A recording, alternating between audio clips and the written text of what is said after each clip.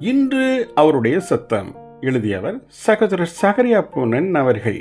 நாள் நவம்பர் 27.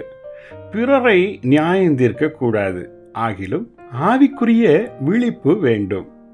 கர்த்தர் வருமளவும் காலத்திற்கு முன்னே தீர்ப்பு சொல்லாதிருங்கள் என பவுல் அறிவுறுத்தும் போது எவைகளை குறித்து தீர்ப்பு செய்யக்கூடாது என்பதை தெளிவாக விளக்கினார். 1 கொரிந்தியர் 4:5. 1. இருளில் மறைந்திருக்கிறவைகள், அதாவது சிந்தை வாழ்க்கை போன்ற மனுஷர் காண முடியாத அந்தரங்க வாழ்க்கை. 2.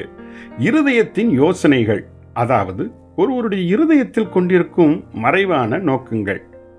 ஆம், இவைகளை கடைசி நாளில் கிறிஸ்துதான் நியாயந்தீர்ப்பார். எனவே கிறிஸ்து வருவதற்கு முன், காலத்திற்கு முன்பே நாம் எந்த ஒரு மனிதனின் மறைவான இருதய நோக்கங்களை நியாயம் தீர்க்காதிருக்க ஜாக்கிரதையாய் இருக்க கடவோம். நம் ஒவ்வொருவருடைய மாம்சத்திலும் நன்மை ஏதும் இராதபடியால் நம்மை சுற்றி உள்ளவருடைய கிரியைகளை கண்டு எவ்வளவு முடியுமோ அவ்வளவு மோசமான அபிப்பிராயத்தை நமக்குள் உருவாக்கி கொள்கிறவர்களாகவே இருக்கிறோம். அவ்வித சமயங்களில் நல்ல எண்ணங்களை விட தீய சிந்தையே நமக்குள் உருவாக சோதிக்கப்படுகிறோம். இதன் நிமித்தமே கர்த்தர் மாத்திரமே நியாயந்திருக்கக்கூடிய மறைவான ஜீவியத்தை நாம் ஒரு காலம் நியாயம் தீர்க்காதிருக்க கட்டளையிடப்பட்டு இருக்கிறோம்.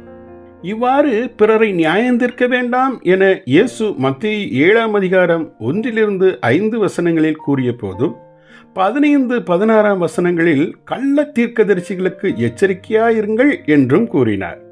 இங்கே இயேசு நமக்கு போதிக்கும் அடுத்த பகுதியான சத்தியம் யாதெனில், தெளிவாய் பகுத்தறிந்து நியாயந்தீருங்கள் என்பதே ஆகும். அவ்வாறு பகுத்தறிவதற்கு அவர்களின் கனிகளை காணும்படியும் இயேசு புத்தி சொன்னார். ஆம், அவர்களுடைய மன நோக்கங்களையும் சிந்தனைகளையும் அல்ல, அவைகளை குறித்து நாம் எதுவுமே அறிந்து கொள்ள முடியாது. மறைவானங்களை நியாயந்திருக்கிற கர்த்தருக்கே அவைகளை நாம் ஒப்பு கொடுத்து விட வேண்டும். ஆனால் வெளியரங்கமான கனிகளை வைத்து ஒருவன் உண்மையான தீர்க்கதரிசியா அல்லது கள்ள தீர்க்கதரிசியா என்பதை நாம் யாவரும் தெளிவாக பகுத்தறியக்கூடியவர்களாய் இருக்க வேண்டும் என்பதே இயேசுவின் வாஞ்சையாகும். ஜெபிப்போமா. எங்கள் அன்பின் ஆண்டவரே, பிறரின் மன நோக்கங்களை நீர் ஒருவரே நியாயந்தீர்ப்பவர். நாங்கள் அதற்கு விலகியிருந்து தெளிந்த புத்தியோடு ஆவிக்குரிய காரியங்களை நிதானித்திட கிருபை தாரும். ஆமேன்.